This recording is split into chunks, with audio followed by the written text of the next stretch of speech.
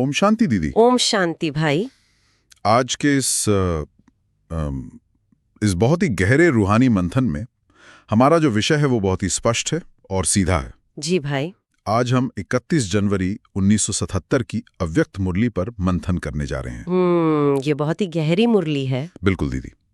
और हमारा आज का मिशन एक बहुत ही चुनौतीपूर्ण सवाल की गहराई में उतरना है। अच्छा, तो वो सवाल क्या है भाई? सवाल ये दीदी कि एक आत्मा इच्छा मात्रम अविद्या की स्थिति में, मतलब बिना किसी चाह के काम करते हुए इस दुनिया के लिए मास्टर बीज कैसे बन सकती है? मास्टर बीज। जी, मतलब बिना किसी सांसारिक इच्छा के, बिना किसी बाहरी मोटिवेशन के जीवन में निरंतर आगे कैसे बढ़ा जा सकता है। आज हमें इसी पर विस्तार से चर्चा करनी है। जी भाई, ये विषय सच में अगर हम देखें तो मनोवैज्ञानिक और आध्यात्मिक दोनों ही दृष्टियों से बहुत ही गहरा है। बिल्कुल। हम एक ऐसी दुनिया में रहते हैं जो इच्छाओं और महत्वाकांक्षाओं पर ही चलती है। सही बात है। जहां हमें बचपन से ही यही सिखाया जाता है कि कुछ पाने के लिए ही काम करना है। जी दीदी, यही हमारी कंडीशनिंग है। ऐसे में इच्छा मात्रम अविद्या की स्थिति तक पहुंचना, जहां किसी भी प्राप्ति की कोई गुप्त इच्छा ना हो, यहां तक कि इच्छा का ज्ञान भी ना हो, ये एक बहुत बड़ा पैराडाइम शिफ्ट है। Paradigm shift. जी, और मैं इस चर्चा में उतरने के लिए, इस गहराई को समझने के लिए पूरी तरह तैयार हूँ। बहुत सुंदर दीदी।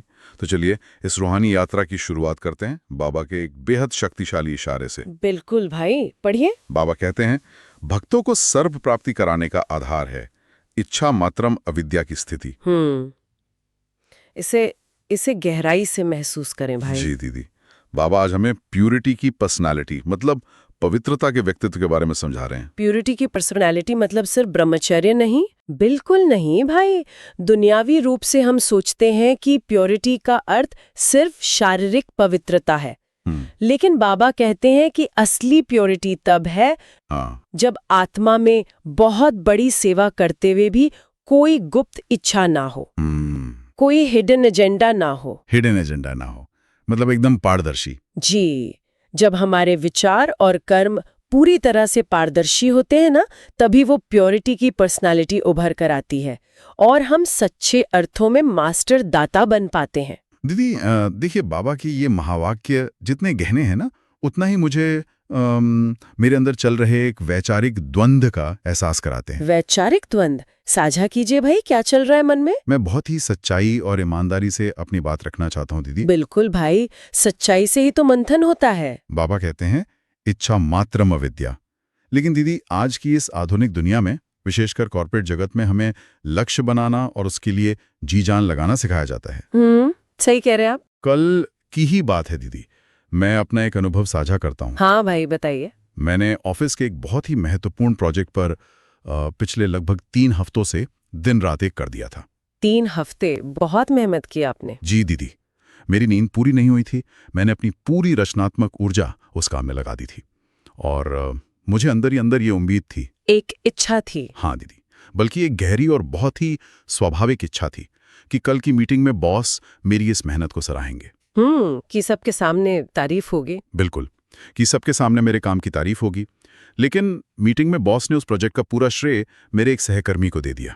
ओह, अच्छा। जी दीदी, और उस सहकर्मी ने शायद उस काम का 10% भी नहीं किया था। ये अनुभव सच में बहुत पीड़ादायक रहा होगा भाई। जी दीदी, बहुत पीड़ादायक।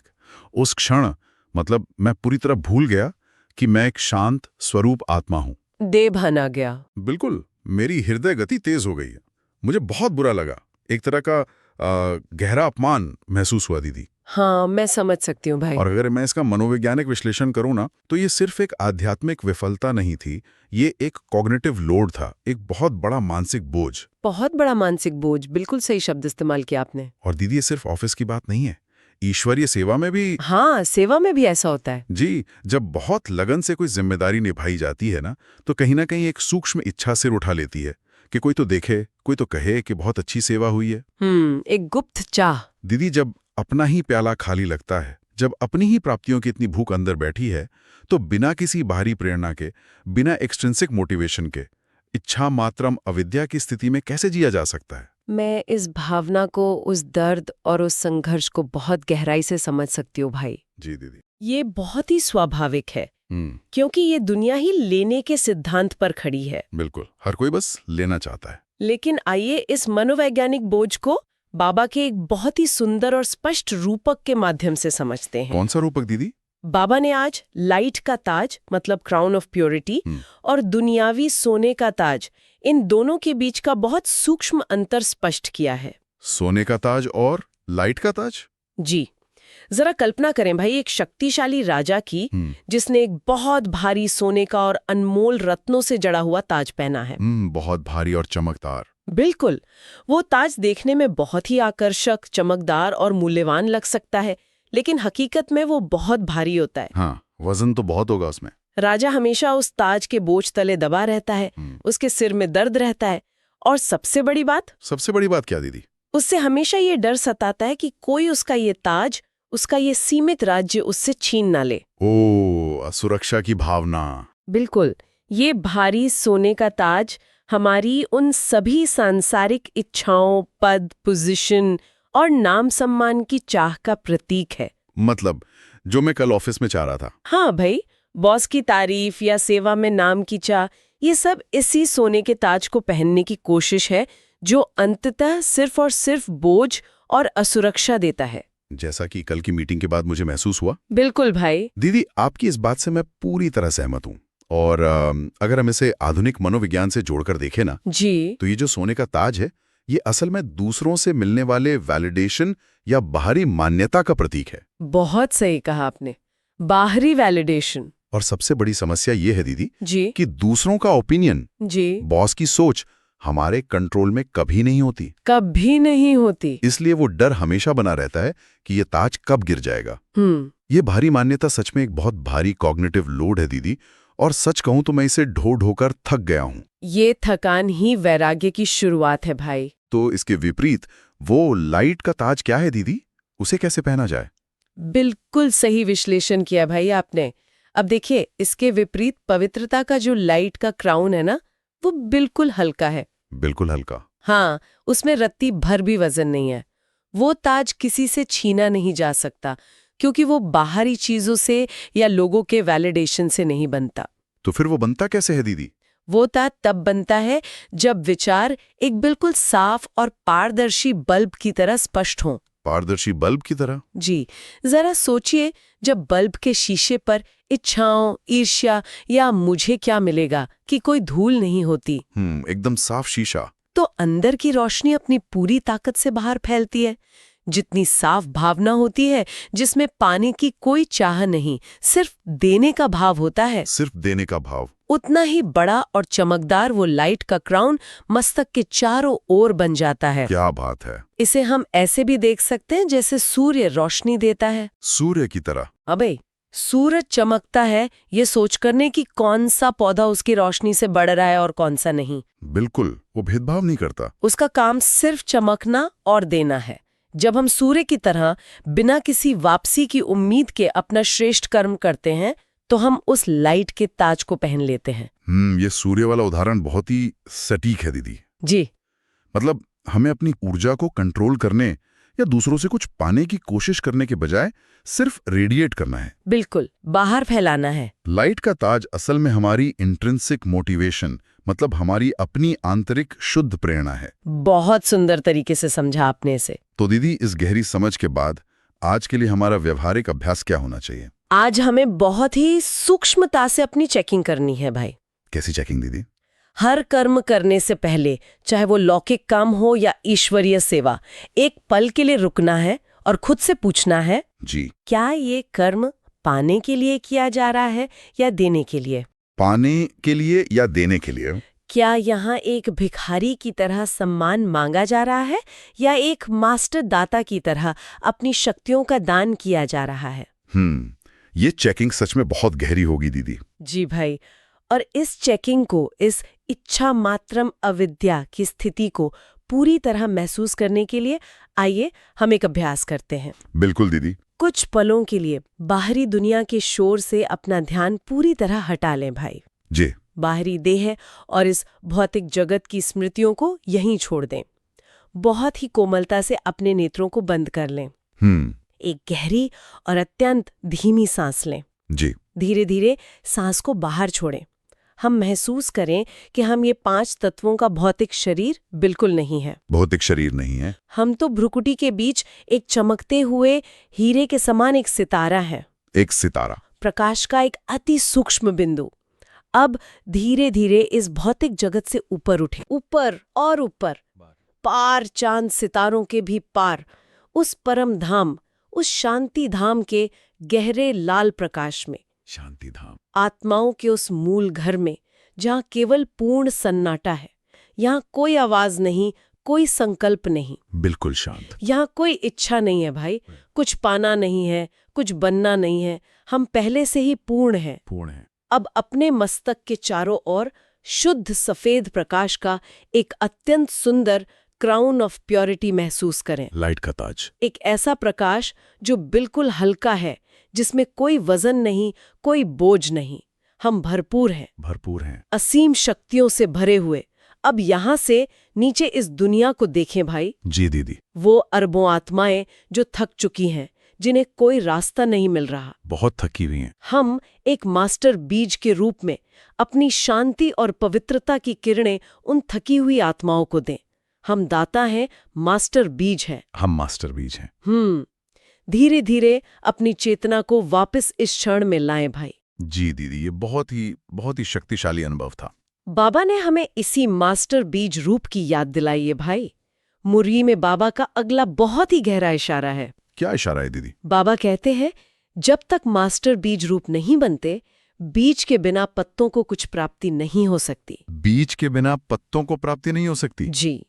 बाबा हमें सीधे इष्ट देव की स्थिति तक ले जा रहे हैं और वो कहते हैं कि हमें प्रश्नचित्त, मतलब क्या, क्यों, कैसे की उलझन से निकलकर प्रसन्न चित्त, मतलब हमेशा खुश रहने वाली आत्मा बनना है। जब तक हमारे अंदर अपने ही लिए प्रश्न है, तब तक इष्ट देव बनकर दूसरों की मनोकामना कैसे पूरी की जा सकती है? दीदी, ये जो ध्यानाभ्यास था ना, इसने मन को बहुत गहरा और शांत कर दिया। जी। लेकिन जब आपने इष्ट देव और मास्टर बीज रूप की बात की जी, तो मुझे अपनी एक बहुत बड़ी कमजोरी नजर आती है। कमजोरी? कैसी कमजोरी भाई? मैं आज पूरी सच्चाई आपके सामने रखना चाहता हूँ दीदी। बिल्कुल, निसंकोच बताइए। बाबा कहते हैं कि भक्तों की पुकार सुनो, उन थकी हुई आत्माओं को शांति दो। हाँ, ये हमारी जिम्मेदारी है। लेकिन सच कहूं तो हमारा अपना ही जीवन कई बार इतना उलझा हुआ होता है दीदी। जीवन की परिस्थितियां। जैसे कल सुबह की ही बात ले लीजिए। शरीर में बहुत दर्द था, सेहत की चिंता सताने लगी कि पता नहीं क्या हो गया है। जी। फिर फोन देखा तो ऑफिस से कुछ तनावपूर्ण मैसेज आए हुए थे। ऑफिस का तनाव। और फिर नाश्ते की मेज पर परिवार में किसी बात पर हल्की सी अनबन हो गई। एक के बाद एक बातें। दीदी, इन छोटी छोटी बातों में, मतलब रिश्तों के तनाव में, नौकरी की चिंता में, इंसान इतना फंस जाता है कि किसी और की पुकार सुनाई नहीं देती। जब मन भारी हो तो दूसरों की आवाज नहीं पहुंचती। बिल्कुल दीदी, जब हम खुद ही सर्वाइवल मोड में हो तो दूसरों की पुकार कैसे सुने? ये एक बहुत ही वास्तविक संघर्ष है भाई। मुझे तो लगता है कि मैं खुद ही पुकार रहा हूं कि कोई मेरी मदद करे, कोई इस मानसिक तनाव से मुझे बाहर निकाले। जब अंदर इतना डर हो, इतनी चिंता और प्रश्नचित स्थिति हो कि ये सब मेरे साथ ही क्यों हो रहा है, मेरी सेहत कब ठीक होगी जी, ऐसे में कोई इष्टदेव कैसे बन सकता है दीदी? जब अपने ही हाथ खाली हों तो दूसरों को क्या दिया जाए? भाई, ये सच्चाई और इस कमजोरी को इतनी गहराई से स्वीकार करने की हिम्मत, ये बहुत बड़ी बात है। लेकिन ये सच है दीदी। मैं जानती हूँ, और यकीन मानिए, बहुत सी आत्माएं इसी दौर से गुजरती हैं। ऐसा होता है ना? बिल्कुल। जब चारों तरफ से परिस्थितियां घेर लेती हैं तो अपने ही सवालों में उलझकर रह जाना बहुत ही स्वाभाविक लगता है। तो फिर इससे बाहर कैसे आएं? बाबा हमें इस उलझन से निकालने के लिए प्रकृति का एक बहुत ही सटीक और गहरा रूपक देते हैं। अच्छा, कौन सा रूपक? जरा एक बहुत ही विशाल और पुराने पेड़ की कल्पना कीजिए भाई। जी, एक विशाल पेड़। कलयुग के इस अंतिम समय में इस कल्प वृक्ष के जो आखिरी पत्ते हैं वो बिल्कुल सूख चुके हैं, मुरझा रहे हैं। मुरझा रहे हैं मतलब आत्माएं दुखी हैं? बिल्कुल। वे पत्ते उन आत्माओं के प्रतीक हैं जो आज तनाव, दुख और दर्द में हैं। जी। यहाँ तक कि हमारी अपनी लौकिक समस्याएं भी ना, वो उन सूखे पत्तों की तरह ही हैं। मेरी अपनी समस्याएं भी। हाँ भाई, अब सोचिए, अगर वो विशाल पेड़ सूख रहा है तो क्या कोई एक एक पत्ते के पास जाकर हर एक पत्ते को अलग अलग पानी दे सकता है? एक एक पत्ते को पानी? क्या ये किसी के लिए भी संभव है? नहीं दीदी, एक एक पत्ते को अलग से पानी देना तो पूरी तरह से असंभव है। बिल्कुल असंभव है। पत्तों की संख्या तो अनगिनत होती है दीदी। ये तो ऊर्जा को पूरी तरह से बिखेर देने वाली बात होगी। हम थक जाएंगे। बिल्कुल सही पकड़ा आपने। अगर हम हर पत्ते को मतलब हर एक व्यक्तिगत समस्या को अलग अलग सुलझाने बैठेंगे, जैसे अपनी सेहत, नौकरी, रिश्ते। हाँ, तो हम पूरी तरह से थक जाएंगे और पत्ते फिर भी सूखेंगे। बात तो सही है। इसीलिए बाबा कहते हैं कि पत्तों को छोड़ो और जड़ों में जाओ, मास्टर बीज बनो। पत्तों को छोड़कर जड़ों में जाओ। जी, जब हम सारी शाखाओं और पत्तों के इस भारी विस्तार से सिमटकर खुद को एक अति सूक्ष्म लेकिन बेहद शक्तिशाली बीज रूप में स्थित कर लेते हैं, एक बिंदु रूप में, और उस बीज को शिव बाबा की याद का, सर्वशक्तिमान की शक्तियों का पानी मिलता है, तो क्या होता है? तो ऊर्जा मिलती है। वो ऊर्जा, वो शक्ति अपने आप स्वतः ही तने और शाखाओं से होते हुए हर एक मुरझाए हुए पत्ते तक पहुंच जाती है। अपने आप पहुंच जाती है। बिल्कुल। हमारी सेहत, हमारे रिश्ते, ऑफिस का तनाव, ये सब पत्ते ही तो है ना भाई। पत्ते ही हैं। हमें बस मास्टर बीज बनकर ऑलमाइटी अथॉरिटी से जुड़ना है। क्या बात है। और भाई, क्या हमें उस कतार का एहसास होता है जिसके बारे में बाबा ने कहा है? कतार? दीदी, क्या हम उस भक्तों की कतार की बात कर रहे हैं जो मंदिरों के बाहर लगती है? जी भाई, बिल्कुल उसी कतार की। हाँ, मैंने देखी है वो कतारें। जरा गहराई से सोचिए, तिरुपति के उस विशाल मंदिर के बारे में या वैष्णो देवी के दरबार के बारे में। जी दीदी। वहां भक्त मीलों लंबी कतारों में खड़े रहते हैं।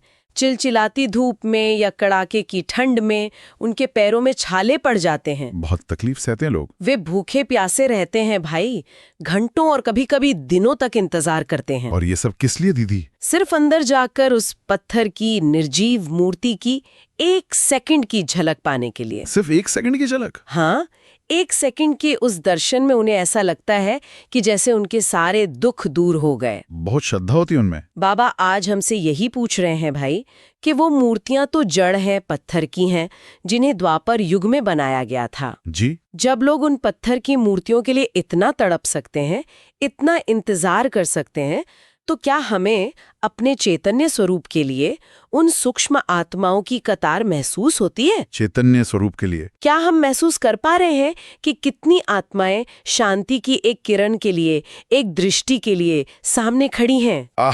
दीदी, ये रूपक और ये विश्लेषण बहुत ही गहरा है। जी भाई, सच में।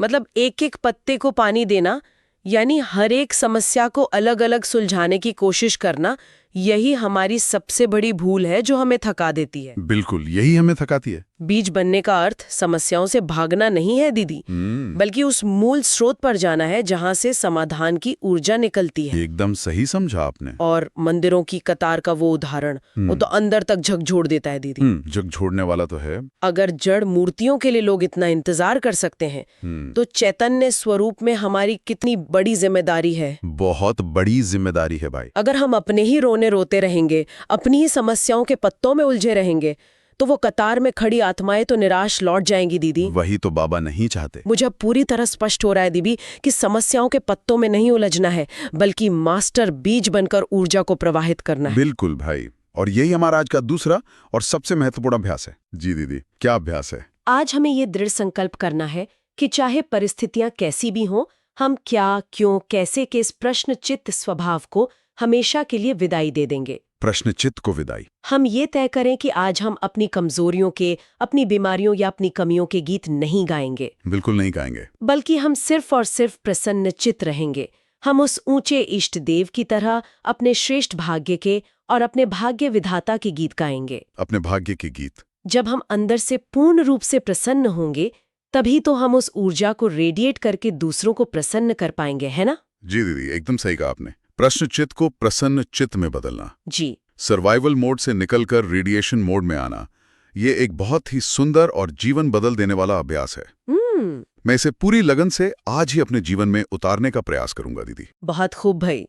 इस गहरे और शांत मंथन के अंत में आइए हम सभी के लिए एक बहुत ही गहरा विचार छोड़ें। जी दीदी, बताइए। दुनिया में ये माना जाता है कि अथॉरिटी यानी अधिकार बड़ी बड़ी डिग्रियों से, ऊंचे पद या पैसे से आता है। दुनिया तो यही मानती है। लेकिन आज बाबा ने बहुत ही स्पष्ट कर दिया कि सच्ची और सबसे हाईएस्ट अथॉरिटी दुनिया की किसी भी भौतिक चीज से नहीं आती। तो कहाँ से आती दीदी? वो सीधे सर्वशक्तिमान की अथॉरिटी से आती है। सर्वशक्तिमान की अथॉरिटी? जरा गहराई से सोचिए भाई, जिस दिन हम पूरी तरह से ये सोचना बंद कर देंगे कि मुझे क्या मिलेगा, जिस दिन हमारे अंदर से ये सवाल पूरी तरह खत्म हो जाएगा और हम सिर्फ और सिर्फ विधाता के बच्चे बनकर, एक इष्ट देव बनकर दुनिया को देना शुरू करेंगे, सिर्फ देना शुरू करेंगे, उस दिन हमारे जीवन की ऊर्जा, हमारी शक्ति कितनी असीमित हो जाएगी। उस दिन हम सच में इस दुनिया के मास्टर बीज बन जाएंगे। असीमित ऊर्जा, बिना किसी चाह के असीमित शक्ति का प्रवाह। जी भाई, ये विचार सच में जीवन की पूरी दिशा बदल देने वाला है दीदी। आपको इस वीडियो में क्या अच्छा लगा, और यदि आपके मन में कोई सवाल है तो कृपया कमेंट सेक्शन में अवश्य साझा करें। ओम शांति।